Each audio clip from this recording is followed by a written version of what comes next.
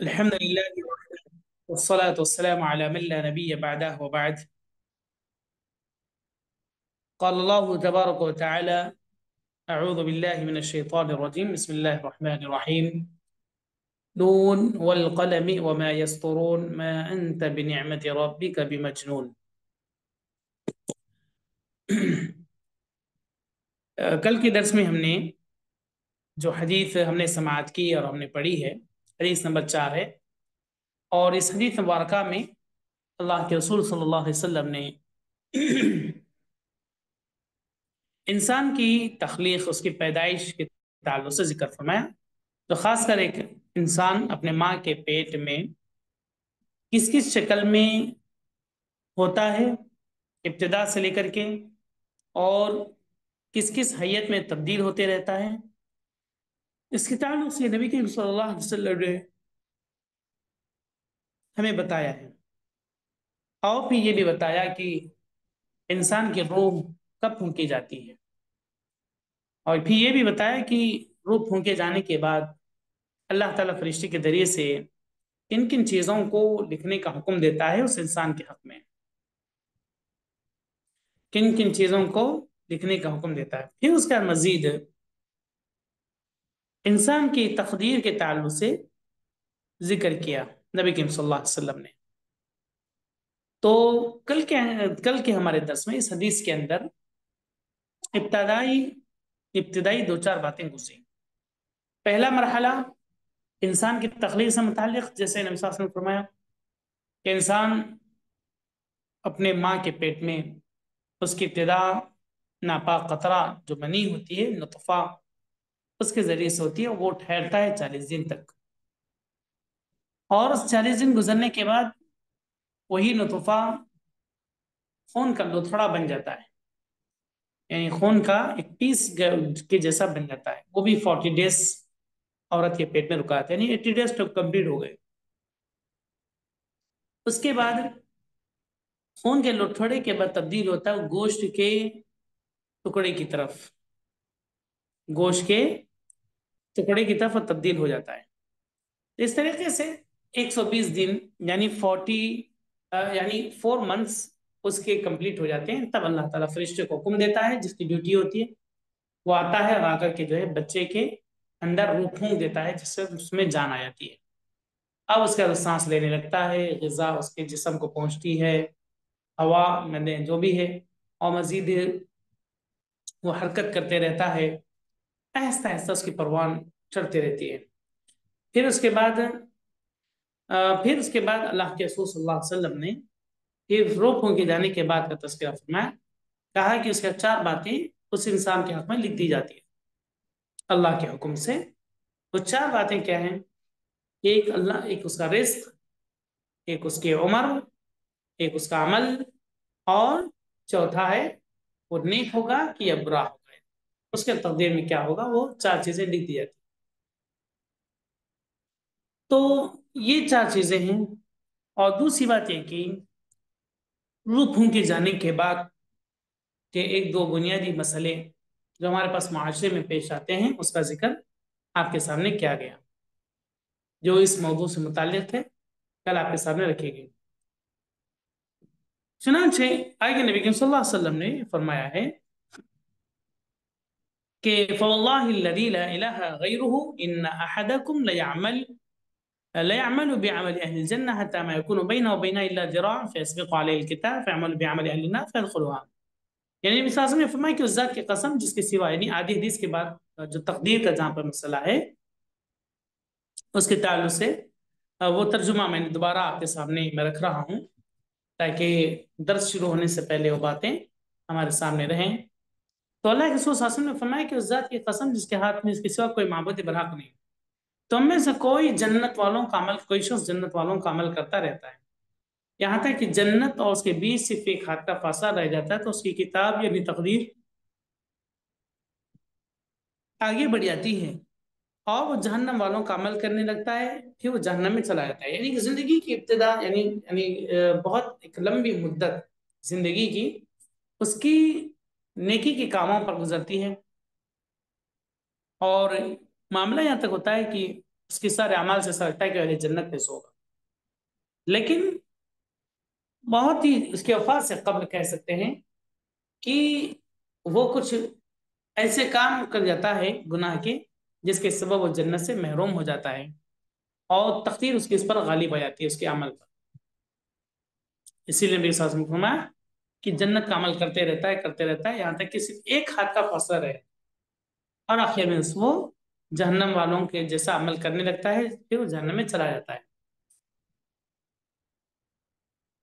اور اس کے بعد اور تم میں سے کوئی جہنم والوں کا عمل کرتا رہتا ہے یہاں تک کہ جہنم اور صرف ایک ہاتھ کا فاصلہ باقی رہ جاتا ہے۔ تم میں سے کوئی جہنم والوں کا عمل کرتا رہتا ہے یہاں تک کہ جہنم اور اس کے بیچ صرف ایک ہاتھ کا فاصلہ باقی رہ جاتا ہے۔ پھر اس کی کتاب آگے بڑھ جاتی ہے، یعنی وہ اس کے اس پر غالب آ جاتی ہے، اور وہ جنت والوں کا عمل کرنے لگتا ہے، پھر جنت میں داخل ہوتا ہے۔ یہ حدیث ہے جو آپ کے ساتھ تلاوت کی گئی۔ کل کے درس کا آخری حصہ جو تھا تقدیر سے متعلق، تقدیر سے متعلق تین باتیں کل ہمارے سامنے آئیں۔ پہلی بات یہ ہے کہ تقدیر تین مراحل میں لکھی جاتی ہے، یا تقدیر تین مراحلوں پر منقسم ہے، تین مرحلوں میں بڑھتی ہے۔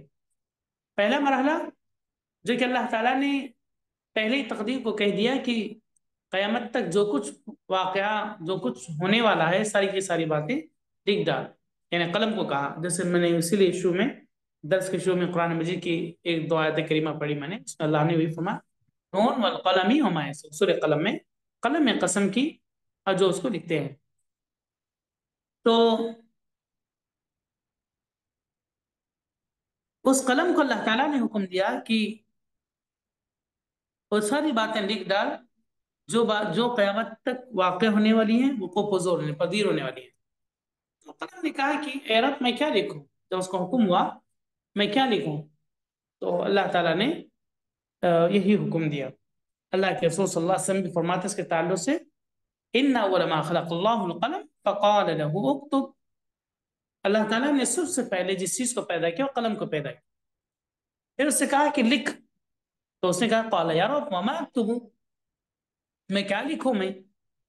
قال اکتب القدر وما هو کائن الى الابد، یعنی وہ ساری باتیں لکھ ڈال تقدیر سے متعلق جو ہونے والی ہیں آخر قیامت تک، قیامت تک وقوع ہونے والے سارے معاملات کو تو لکھ ڈال۔ تو قلم نے ساری باتوں کو لکھ ڈالا۔ تو جو ابتدائی جو پہلا مرحلہ ہے جو قلم نے جو لکھا وہ لوح محفوظ میں ہو گیا، وہ لوح محفوظ میں ہے۔ تو اسے تقدیر ازلی کہا جاتا ہے، تقدیر ازلی۔ دوسری تقدیر ہے تقدیر عمری، انسان یہ تقدیر انسان کے ماں کے پیٹ میں لکھ دیا جاتا ہے، یعنی یہ شخص اس جہاں میں آیا، اتنے سال جیے گا، اتنا دن کھائے گا، اتنا دن رہیں گا، اور ایسا ایسا کریں گا، یہ پڑھیں گا وہ پڑھیں گا، اس کی زندگی ایسی ہوگی وہ ہوگی، جیسے ہم نہیں جانتے مگر وہ ساری باتیں لکھی جا چکی ہیں۔ تو اسے تقدیر عمری۔ اور پھر ہر سال جو شب قدر میں جو تقدیر اترتی ہے اسے تقدیر حولی کہتے ہیں، جو تقدیر حولی کہتے ہیں، جس میں سال بھر کے یعنی انسان کی عمر کے ہر سال کی تقدیر کو لکھ دیا جاتا ہے، یعنی کہ اسٹیپ بائی اسٹیپ جو ہے انسان کی زندگی پر وہ تقدیر کے مراحل لاگو ہوتے رہتے ہیں جب تک اس کی حیات ہوتی ہے۔ تقدیر سے متعلق جیسے میں نے کل کہا تھا کہ بہت سارے لوگ گمراہ بھی ہوئے، تقدیر سے متعلق بہت سارے لوگ گمراہ بھی ہوئے۔ بعض لوگ مسلمانوں میں ہی تقدیر کا انکار کرنے لگتے ہیں، کہتے ہیں کہ تقدیر کوئی چیز نہیں۔ اگر تقدیر کوئی چیز ہے تو پھر اللہ تعالیٰ گویا کہ اپنے بندے پر ظلم کیا، اس طرح کی باطل تعویل کرتے ہیں، جبکہ ان کو تقدیر کے تعلق سے کوئی صحیح علم نہیں ہے اور صحیح نالج نہیں ہے، اور سے اس کے تعلق سے جو ہے ان کے پاس نہ ریسرچ ہے، کچھ چند چیزیں پڑھ لیتے ہیں اور پڑھ کر کے اپنے دماغ پر جب وہ باتیں نہیں بیٹھتی ہیں، فٹ نہیں ہوتی ہیں، اپنے دماغ میں نہیں آتی ہیں، تو ایسی صورت میں اس کی تقدیر کا انکار کر بیٹھتے ہیں۔ اسی لیے ایک بات ہمیں تقدیر سے متعلق جان لینی چاہیے، وہ کیا ہے کہ اللہ نے ازل سے ابد تک یعنی شروع سے آخر تک ہر چیز کو اجمالاً و تفصیلاً دونوں اعتبار سے جانتا، نہیں کہ اللہ تعالیٰ تقدیر کی ہر بات کو شروع سے لے کر کے قیامت کی صبح تک، چھوٹی سے چھوٹی ہو بڑی سے بڑا معاملہ ہو، تمام چیزوں کو اللہ رب العالمین جانتا ہے، اجمالاً سرسری طور پر بھی، تفصیلاً اور تفصیل کے ساتھ بھی، جانتا ہے۔ تو یہ دونوں اعتبار سے یہ پہلا ہمارا عقیدہ اس کے تعلق سے ہونا چاہیے۔ دوسری بات یہ کہ ہمیں یہ تقدیر سے متعلق بات ذہن میں رکھنا چاہیے، وہ یہ کہ اللہ نے ہر چیز کو لوح محفوظ میں لکھ دیا ہے۔ اللہ تعالیٰ نے ہر چیز کو لوح محفوظ میں لکھ دیا ہے، لکھ رکھا ہے، سارے اعمال سے متعلق، چاہے اس کا تعلق کسی چیز سے بھی ہو، سارے اعمال کا تعلق چاہے اس کا تعلق کسی چیز سے بھی ہو، ساری بات اللہ نے لوح محفوظ میں لکھ رکھی ہیں۔ جیسے اللہ نے ذکر کیا ان ذالک فی کتاب، بے شک وہ کتاب کے اندر موجود ہے، بے شک وہ کتاب میں لکھی جا چکی ہیں۔ اور پھر اللہ تعالیٰ نے اسی کے لیے آگے فرمایا ان ذالک اللہ یسیر، اور یہ معاملہ اللہ تعالیٰ کے اوپر بہت آسان ہے۔ نبی کے صلی اللہ علیہ وسلم نے بھی فرمایا کتب اللہ مقادیر الخلق قبل ان یخلق السماوات والارض ب50 الف سنہ، کہ اللہ تعالیٰ نے مخلوق کی تقدیروں کو لکھ دیا ہے، مخلوق کی تمام مخلوق کی تقدیروں کو اللہ تعالیٰ نے لکھا قبل اس کے کہ آسمان اور زمین پیدا کیے جائیں۔ کتنے سال پہلے؟ ب50 الف سنہ، 50,000 سال پہلے اللہ تعالیٰ نے مخلوق کی تمام مخلوق کی تقدیر کو لکھ دیا ہے۔ تو یہ بات صاف ہے اور واضح ہے، مسلم کی یہ بات، مسلم شریف کی روایت ہے، حدیث کے کیا کہتے ہیں تقدیر کے تعلق سے۔ تو اتنی آتھنٹک اور پرفیکٹ اور صحیح حدیث رہنے کے باوجود بھی بعض لوگ انکار کرتے ہیں، بعض لوگ غلط راہ پر چل رہے ہیں، بعض لوگ جو ہے غلط بیان سے کام لے رہے ہیں۔ تو یہ دوسرا پوائنٹ تھا جو تقدیر کے تعلق سے ہمیشہ ہمیں ذہن میں رکھنا چاہیے۔ تیسری بات ایک تقدیر کے تعلق سے یہ بات ذہن میں رکھنا چاہیے کہ اللہ نے انسان کو قدرت اور مشیت دونوں چیزیں عطا کی۔ اللہ نے انسان کو قدرت و مشیت دونوں چیزیں عطا کی ہیں، دونوں چیزیں عطا کی ہیں، انہیں سے وہ کچھ کام کرتا ہے اور کچھ کو ترک کر دیتا ہے۔ دیکھیے انسان کے پاس کسی کام کو انجام دینے کے لیے قدرت اور مشیت دو بھی ہوتی ہے، قدرت اور مشیت دو بھی ہوتی ہے۔ بعض وقت تو قدرت اور مشیت جب دونوں چیزیں ہیں تو پھر اس کے بعد انسان کے پاس اختیار، انسان کے اندر اختیار کا معاملہ ہے کہ اب وہ کیا کرتا ہے اور کیسے کرتا ہے، وہ اس کی اب مرضی ہے، اور اس کو بتا دیا گیا سچائی اور غلط کا راستہ، حق اور باطل کا راستہ، ساری چیزیں بتا دی گئی۔ اور اگر اس کے بعد بھی وہ اپنی ساری باتیں جانتے بوجھنے کے باوجود بھی اگر غلط راستے پہ چلتا ہے تو پھر اس وقت تقدیر کو یعنی بلیم نہیں کیا جائے گا، تقدیر کو قصوروار نہیں کہا جائے۔ کیوں؟ مثال کے طور پر ایک انسان شراب پی رہا ہے اور اسے معلوم ہے کہ یہ شراب ہے، اسے معلوم ہے کہ یہ شراب ہے اور حرام ہے، جائز نہیں مسلمان کے لیے، تو لہذا اب وہ یہ کہہ کر کے اپنے آپ کو یعنی اس کا عادی نہیں بنا سکتا کہ دیکھو میری تقدیر میں شراب پینے کی عادت ہے اور میں اسی پر عمل کروں گا، بچنے کی عادت نہیں میرے پاس، نہیں، بات ایسی نہیں، بلکہ اس کے پاس قدرت بھی ہے اور مشیت بھی ہے۔ مشیت یعنی اس کی چاہت، ارادہ، آرزو، اس کے حساب سے کام کرنا۔ قدرت یعنی وہ چیز کے خریدنے، اس چیز کو حاصل کرنے وغیرہ پر قدرت، یہ چیز ہے۔ تو دونوں چیزیں بھی اللہ تعالیٰ نے انسان کو عطا کی، انہیں سے وہ کچھ کام کرتا ہے، کچھ کو ترک کر دیتا ہے۔ مثال کے طور پر آدمی کے پاس اگر معلوم ہے کہ فلاں چیز نقصان دہ ہے، جبکہ اس کے پاس قدرت بھی ہے، مشیت بھی ہے، یعنی جانے کی قدرت، مثال کے طور پر سامنے ایک اژدہا سانپ ہے، سامنے تھوڑی دور پر، اب آدمی کے پاس اس کے پاس سب کچھ ہے، یعنی وہ جا سکتا ہے اس تک چل کر کے، چاہے تو اس کو چھو سکتا ہے، پکڑ سکتا ہے، لیکن اسے معلوم ہے کہ اگر میں اس کو چھوتا ہوں، پکڑنے جاتا ہوں تو میرا خسارہ ہوگا، نقصان ہوگا، تو اس سے وہ کام نہیں کرے گا۔ تو یہی ہے قدرت اور مشیت، قدرت بھی ہے، مشیت بھی، لیکن اس کا استعمال صحیح طور پر کرے تو اللہ کے احکامات کی عمل آوری ہو جائے گی۔ اگر اس وہ جو ہے اگر اس سے بچ جائے تو اللہ تعالیٰ کے جیسے احکامات سے جس اللہ تعالیٰ نے رکنے کا حکم دیا اس سے انسان بچ جائے گا۔ تو یہ چیز ہے، اسی لیے اللہ تعالیٰ نے قرآن مجید میں وَهَدَيْنَاهُ النَّجْدَيْنِ کہا، یعنی دونوں راستے، حق اور باطل کے دونوں راستے اللہ تعالیٰ نے بندے کے سامنے واضح کر دی، اور کر کے کہا کہ اب تم کو جہاں جانا ہے تم وہاں جاؤ، جہاں سمجھ میں آ رہا وہاں جائیے، یہ آپ کی مرضی ہے۔ لہذا یہ دونوں چیزیں اللہ کی مشیت، اور یہ جو انسان کے اندر بھی جو مشیت اور قدرت کی جو بات میں نے کہی، وہ بھی آزاد نہیں ہے، بلکہ وہ بھی اللہ کی مشیت اور اس کی قدرت کے تابع ہی ہے، وہ اس کے جوائنٹ میں بھی ہے، یعنی مراد یہ کہ اس کے انڈر میں ہے۔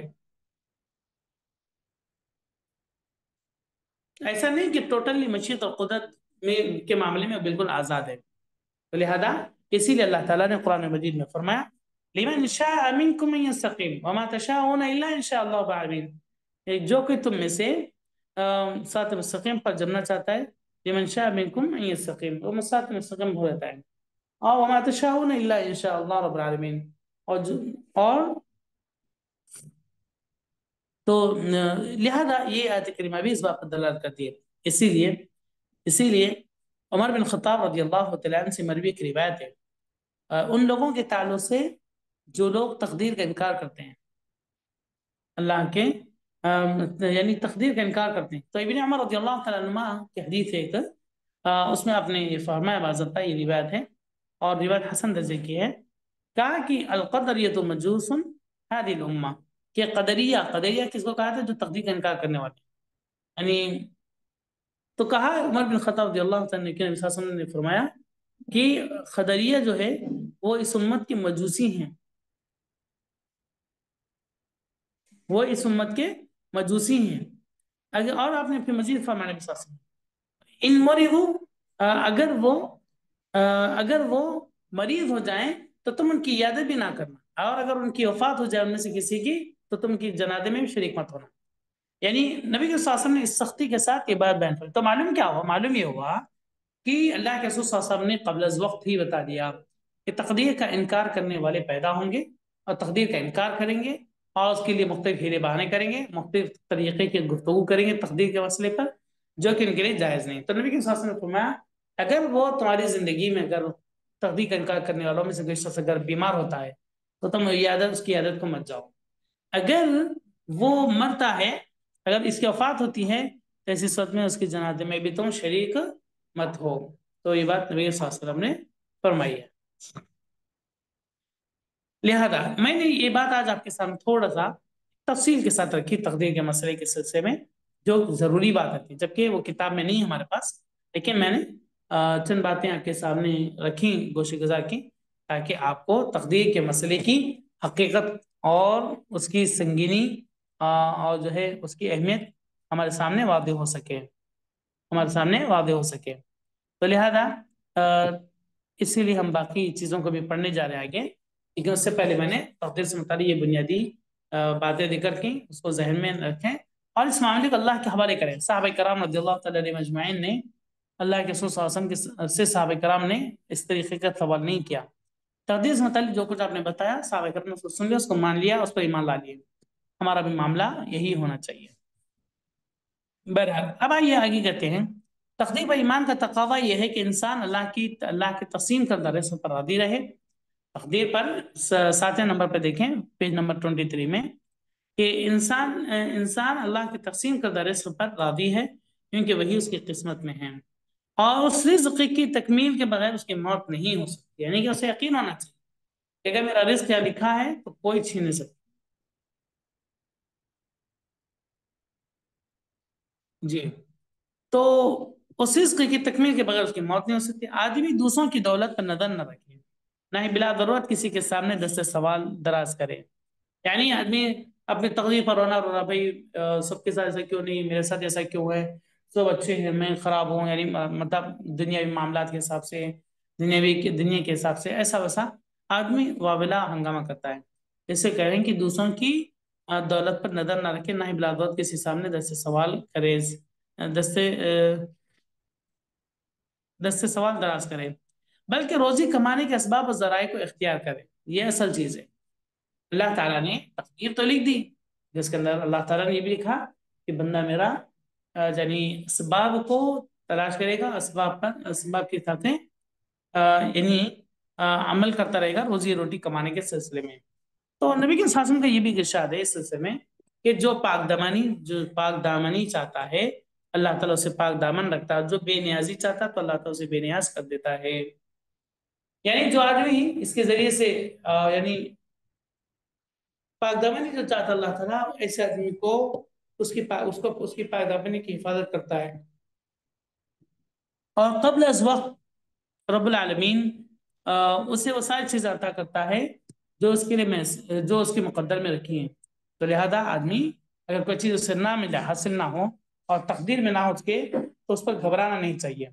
उस पर उसे घबराना नहीं चाहिए, बल्कि अल्लाह से दुआ करना चाहिए। अगर उसकी तलब उसे है, उसकी ख्वाहिश है, उसकी आरज़ू है वो चीज़ें, तो उसको अल्लाह ताला से मांगना चाहिए, बजाय इसके कि वो हसद करे, बजाय इसके कि वो अपनी तकदीर का नाम लेकर के रोना रोए। ऐसा मुनासिब नहीं है। तो ये सारी चीज़ें अल्लाह ताला ने उम्र और दीगर चीज़ें सब कुछ मुकद्दर कर दी हैं। लिहाजा आदमी को इस बात पर ईमान रखना चाहिए। नंबर 8 कहते हैं कि हर इंसान की मौत उसी वक्त से मुकद्दर है जबकि वो अपनी माँ के पेट में था, कि वो किस साथ और किस मुल्क में मरे। यानी मौत भी जब जब रूह फूकी गई तो उसकी मौत को भी लिख दिया गया, फरिश्ते ने मौत की उसकी मौत को लिख दिया कि कब तक ये जिएगा, कब तक वो दुनिया में रहेगा, जवानी में कितने साल रहेगा, या बुढ़ापे में कब कितने साल तक पहुंचेगा। सारी बातें दी दी। तो हर इंसान की मौत उसी वक्त से मुकद्दर है, मौत पहले से तय है जबकि वो अपनी माँ के पेट में था। तो वो किस लेकिन अल्लाह ताला ने इस बात को हमसे छुपा लिया, कि अल्लाह ताला हमसे हम पर ये बात पोशीदा रखी कि कोई भी इंसान अपनी मौत के बारे में नहीं जान सकता, या किसी की मौत के बारे में नहीं जान सकता। यानी वो कब वाक़ होगी, सुबह में होगी कि शाम में होगी, किस तारीख में होगी, एक दिन क्या होगा, साल कौन सा होगा, ये सारी बातें नहीं। सिर्फ हमारा ईमान इस बात पर है, अल्लाह ताला ने मौत को भी तकदीर में लिख दिया है, मौत को भी तकदीर में लिख दिया है। और वो उसके हिसाब से इंसान जिंदगी जीता है और गुजर बसर करता है। फिर कहते हैं कि नंबर 9, हर इंसान का अमल और अंजाम दोनों मुकद्दर है। अगर कोई पूछे कि फिर अमल की क्या जरूरत है, अगर हर इंसान का अमल और अंजाम दोनों मुकद्दर है, यानी दोनों छुपे हुए। इंसान का अमल और अंजाम दोनों, अगर कोई पूछे कि फिर अमल की क्या जरूरत है, उसका बेहतरीन जवाब क्या है? कहते हैं कि इसका जवाब ये है कि यही सवाल सहाबा किराम रज़ियल्लाहु तआला अलैहिम अजमईन ने नबी के सल्लल्लाहु अलैहि वसल्लम से पूछा, तो आपने उसका जवाब देते हुए इरशाद फरमाया, अमल करो, क्योंकि हर शख्स के लिए वही रास्ता आसान होगा जिसके लिए उसे पैदा किया गया है। यानी आपका काम है अमल करना, और वो कैसे है, क्या है, इसके ताल्लुक से सवाल करना बेकार है। बल्कि अब आपको जो हुक्म दिया गया तुम उसको बजा लाओ, उसको पूरा करो जो उसके लिए पैदा है। और अगर नेक बख्त है तो नेक बख्तों का अमल उसके लिए आसान होगा। फिर और अगर बदबख्त है तो बदबख्तों का अमल उसके लिए होगा। तो वही कह रहे हैं कि अगर इंसान नेक बख्त है तो नेक बख्तों का अमल उसके लिए आसान होगा, अगर बदबख्त है तो बदबख्तों का अमल उसके लिए ज्यादा आसान होगा। तो यहाँ पर इंसान की तकदीर से मुतालिक हमारी गुफ्तगू चल रही है। और मजीद ये कि इंसान के जहन दिमाग में अगर कोई इस किस्म की कोई बात पैदा होती है, तो वो इस बात को अपने जहन में रखे जो यहाँ पर अभी आपने और हमने मिल करके पढ़ा है। कहते हैं कि अगर आप अपने दिल में अल्लाह की इताअत और फरमाबरदारी की रग़बत पा रहे हैं तो ये खुश आइन बात है, और अगर इसके बरखिलाफ कोई बात है तो जल्द अज जल्द अपने दिल का इलाज कर लें। क्या मतलब है? कहते हैं कि अगर आप अपने दिल में अल्लाह की इताअत फरमाबरदारी की रग़बत पा रहे हैं तो ये खुशआइन बात है। यानी आप अल्लाह की बात को मानते हैं, उस पर अमल करते हैं, उस पर ईमान लाते हैं, और साथ ही अगर और भी अमाल को अंजाम देते हैं, और भी दूसरे जी। तो अगर इताअत फरमाबरदारी की रग़बत पा रहे हैं तो ये खुशआइन बात है, बहुत अच्छी बात है। अगर उसके बरखलाफ कोई और हालत है जल्द अपने दिल का इलाज करें। कि अगर कोई आदमी गलत काम कर रहा, गलत रविश पर जा रहा है, तो फिर अपने दिल की इस्लाह करें और देखें कि कहाँ अमल में कोताही हो रही है, और उस कोताही के सब हमारे जाती और नेक अमल पर उसका क्या असर हो रहा है, ये सारी बातें हम देख सकते हैं, उसका इलाज कर सकते हैं। नंबर 10, कसम का मुतालबा किए बगैर कसम खाना जायज है। अगर कोई आदमी कसम का मुतालबा नहीं किया लेकिन कसम खाना जायज है, यानी कसम खाना उसके साथ जायज। मिसाल के तौर पर جیسے کہ اللہ تعالیٰ نے بھی خود قرآن مجید میں اس بات کا ذکر فرمایا کہ لا یؤاخذکم اللہ باللغو فی ایمانکم ولکن یؤاخذکم بما عقدتم الایمان، بما عقدتم الایمان، یہ تو وہ قسم ہے جو حقیقی ہے۔ اور ایک دوسری اللہ نے فرمایا سورہ بقرہ میں لا یؤاخذکم اللہ باللغو فی ایمانکم ولکن یؤاخذکم بما کسبت قلوبکم واللہ غفور حلیم۔ تو لہذا یہاں پر اسی قسم کے تعلق سے کرو جسے لغو قسم کہتے ہیں، لغو یعنی بیکار کی قسم، کوئی معنی نہیں، کوئی مطلب نہیں، اور جو ہے کوئی ایسا معاملہ نہیں۔ تو لہذا قسم کے تعلق سے اللہ نے اس لیے فرمایا کہ ایسی قسم پر اللہ تعالیٰ گرفت نہیں کرے گا، پکڑ نہیں کرے گا، مواخذہ نہیں کرے گا جس قسم کے اندر قسم کھانے والے کی نیت نہ ہو۔ اور اگر وہ قسم کھاتا ہے تو ایسے صورت میں اس کی قسم کو یہ نہیں کہا جائے گا کہ حقیقی قسم ہے۔ جیسے عربوں کا دستور ہے، وہ لوگ آج بھی بار بار پر چھوٹی چھوٹی بات پر قسم کھاتے ہیں۔ اگر کسی نے سوال کیا کیا تم نے عصر کی نماز پڑھی ہے، تو وہ قسم کھا کے کہے گا واللہ واللہ صلیت، یعنی قسم کھا کے کہے گا کہ ہاں اللہ کی قسم میں نے نماز ادا کر دی۔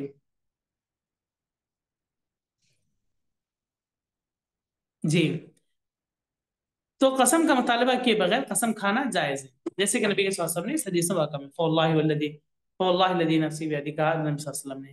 تو ایسا جائز ہے، اسے لغو قسم کہتے ہیں، یہ بغیر مقصد کی ہوتی ہے، اور یہ سنت رہی ہے نبی صلی اللہ علیہ وسلم کی۔ حدیث میں کہتے ہیں کہ حدیث میں جس بات پر قسم کھائی گئی ہے وہ ایک غیبی چیز تھی، اس لیے قسم کے ذریعے اس کی تاکید کی ضرورت تھی، ایک غیبی چیز تھی۔ جس بات پر قسم کھائی گئی ہے وہ ایک غیبی چیز، تو اس لیے قسم کے ذریعے اس کی تاکید کی ضرورت تھی، یعنی نبی صلی اللہ علیہ وسلم نے جس پر قسم کھایا وہ ایک غیبی مطلب ہمارے آنکھوں سے اوجھل ہے، ہم نہیں جانتے، ہم واقف ہی نہیں ہیں۔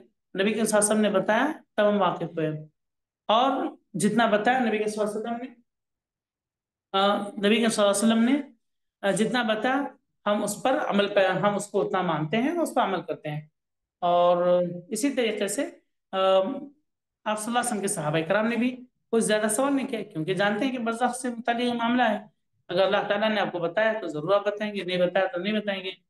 تو صحابہ کرام رضی اللہ تعالیٰ علیہ مجمعین جن چیزوں پر سوال کرنا ہے ان چیزوں پر سوال ضرور کرتے، اور جن چیزوں پر سوال کرنے سے بچنا ہے وہاں پر ضرور سوال کرنے سے بچ جاتے۔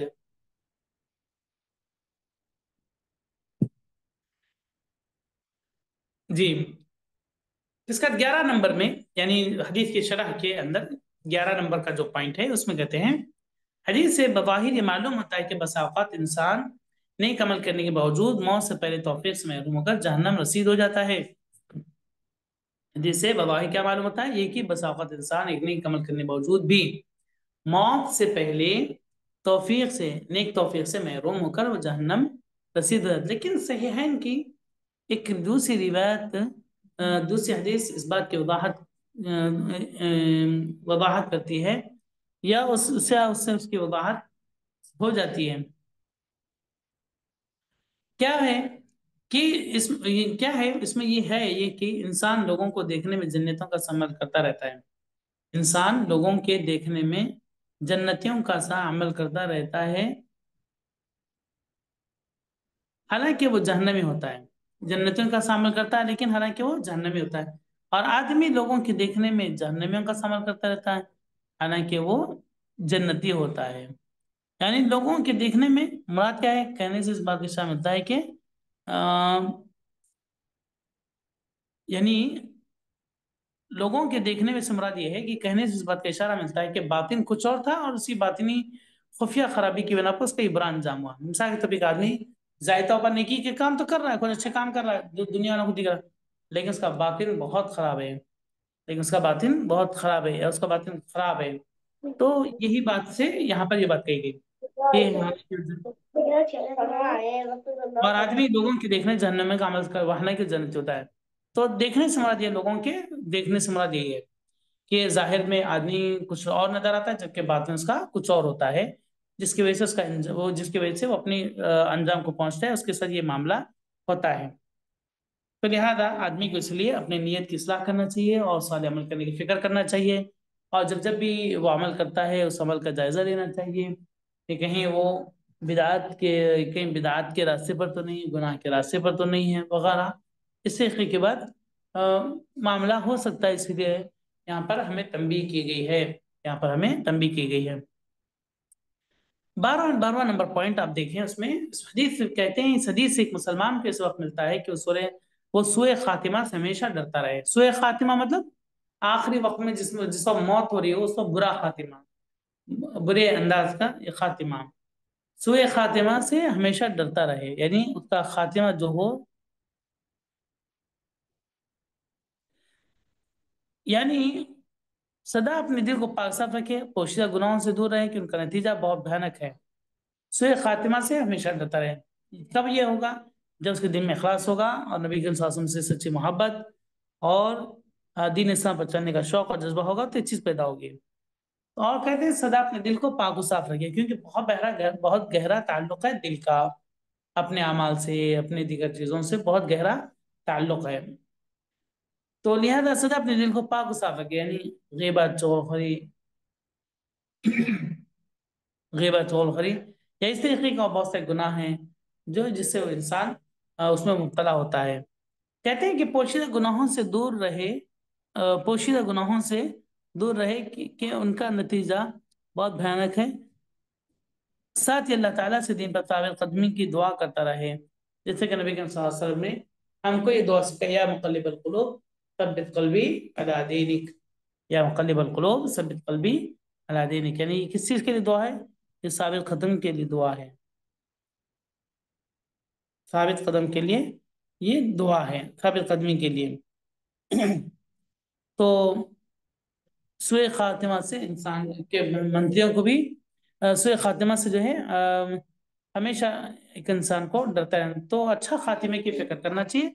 अच्छा खातिमा कैसे होगा? यानी मौत जब अच्छी अच्छी हालत में है, तो कब होगा ये? जब हमारे पास हमेशा नेक अमल का जज्बा, नेक अमल करने की तौफीक मिलती रही होगी और बराबर जो हम नेक अमल कर रहे हैं, तो ऐसे इंसान को ये सुए खातिमा,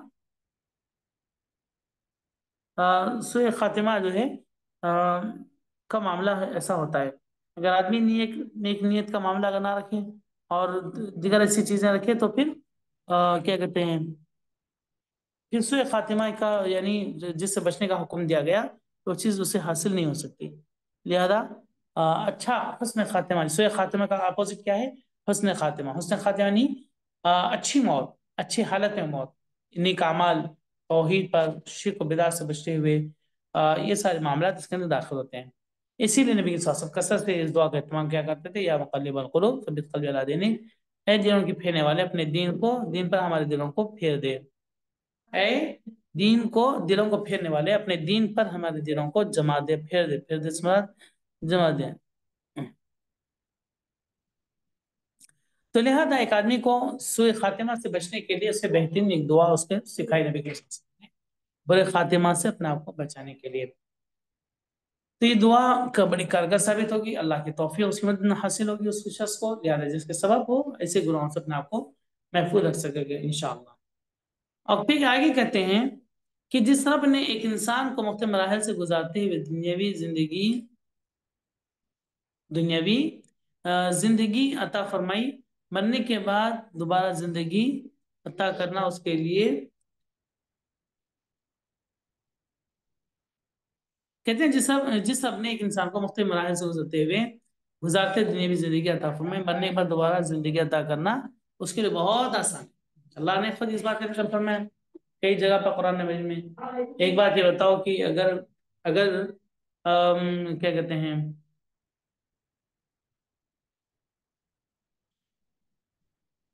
यानी बात यहाँ पर ये है, दुनियावी जिंदगी था मरने पर दोबारा जिंदा करना उसके लिए बहुत, हाँ। तो ये मैं कह रहा था कि अल्लाह ताला ने खुद कुरान में फरमाया कई जगह पर कि जब अल्लाह रब्बुल आलमीन को पहली मर्तबा पैदा करने में तुम्हें कोई दुश्वारी नहीं, कोई प्रॉब्लम नहीं, कोई तकलीफ नहीं हुई, तो वो इस क्या कहते हैं, तो फिर दोबारा पैदा करना तो उसके लिए बहुत आसान है, दोबारा पैदा करना तो उसके लिए बहुत आसान है। तो यही चीज है कि आदमी इस बात का पूरा तरीके से, इसका इस बात पर जो है पूरी तरीके से जमा रहे कि मर करके दोबारा उठाया जाना है और रब के सामने हाजिर होना है। और उस दिन कोई किसी से कहते हैं अ, और उस दिन जो है रब्बुल आलमीन से कोई बच नहीं सकता है और हर इंसान को हिसाब किताब देना है। तो लिहाजा ये बात की फिक्र से इंसान के अंदर ये मराहल आते हैं, और उस वक्त ऐसे मौके पर जो है आदमी को जहन में रखना चाहिए कि इंसान को दोबारा उठाया जाएगा, और इसमें कोई शक नहीं। और चौदहवीं चीज इसके अंदर जो बताई गई है, इस हदीस में राय हक से मुनहरिफ अफराद के लिए तरगीब मौजूद है कि अपनी रविश की जल्द इस्लाह कर लें, अपनी रविश की जल्द इस्लाह करें। तो इस हदीस में राय हक से मुनहरिफ अफराद के लिए तरगीब है, राय हक से मुनहरिफ अफराद के लिए तरगीब, मतलब अपनी रविश की जल्द इस्लाह करें और अल्लाह की तरफ रुजू हो जाएं, अल्लाह का खौफ करें, गुनाहों से बाज आएं, गुनाहों की कसरत के बावजूद। जी। तो गुनाहों की कसरत के बावजूद अल्लाह से उम्मीद ना तोड़ें, मायूस ना हो, बल्कि अपने रब से अच्छा गुमान रखें। अगर जिंदगी में ऐसी बात होती है, हर इंसान के साथ कुछ ना कुछ जुड़ा होता है, कुछ नेकियां, कुछ अच्छे, कुछ अच्छाइयाँ, कुछ खराबियां, कुछ गुनाह, कुछ जो है ऐसे मामला होते हैं। अगर गुनाह की कसरत हो भी जाए तो आदमी अल्लाह ताला पर भरोसा रखें और यकीन करें, और वो ये जाने कि अल्लाह रब्बुल आलमीन ने मुकद्दर में लिख दिया है, और जो चीज़ मुकद्दर में है वो मिल के रहेगी, और उसे कोई छीन नहीं सकता। तो लिहाजा इन तमाम बातों की वजह से उसके अंदर इस्लाह पैदा होगी और बेहतरी पैदा होगी। तो इसीलिए साहब किताब यहाँ पर ये लिखते हैं, यानी मुराद जो शारे हैं, कि राय हक से मुनहरिफ अफराद के लिए तरगीब मौजूद, अपनी रविश की जल्द इस्लाह करें, अल्लाह की तरफ रुजू हो जाएं, अल्लाह का खौफ करें, गुनाहों से।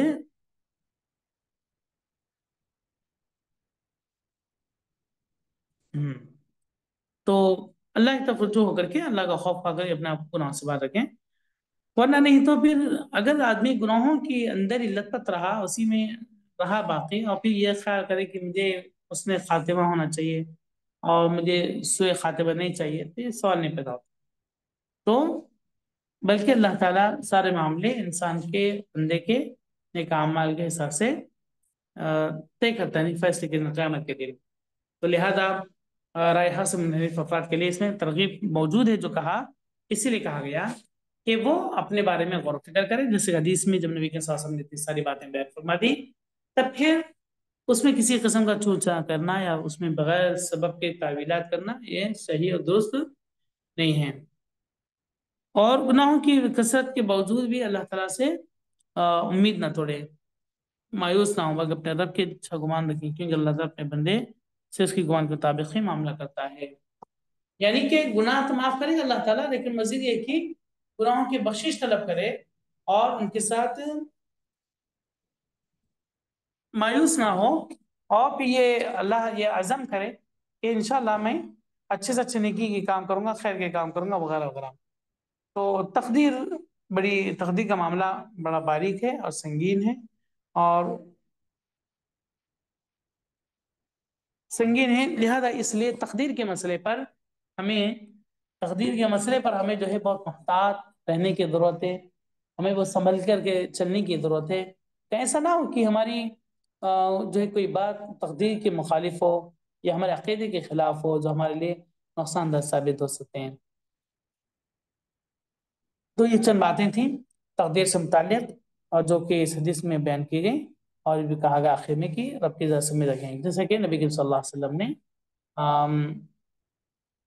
हदीस में जो फरमाया, तकदीर से मुताल्लिक उन बातों पर ईमान रखना, उन बातों को कबूल करना उनके लिए इंतहाई ज़रूरी है। बहरहाल आज के दर्स में, यानी कल और आज के दर्स में, अल्लाह के रसूल सल्लल्लाहु अलैहि वसल्लम की इस हदीस से कई बातें हमें मालूम हुई, और कई बातें हमें सीखने का मौका मिला। तकदीर जो अहम जो मौजू है अकीदे के बाब में, उसके ताल्लुक से कुछ बुनियादी ज़रूरी बातें जिक्र की गई, और इसी तरीके से तकदीर का मुनकिर अगर हो जाए आदमी और उसको नज़रअंदाज कर दे, तो उससे में वईद भी नबी के वसल्लम की जानिब से है। वईद क्या है?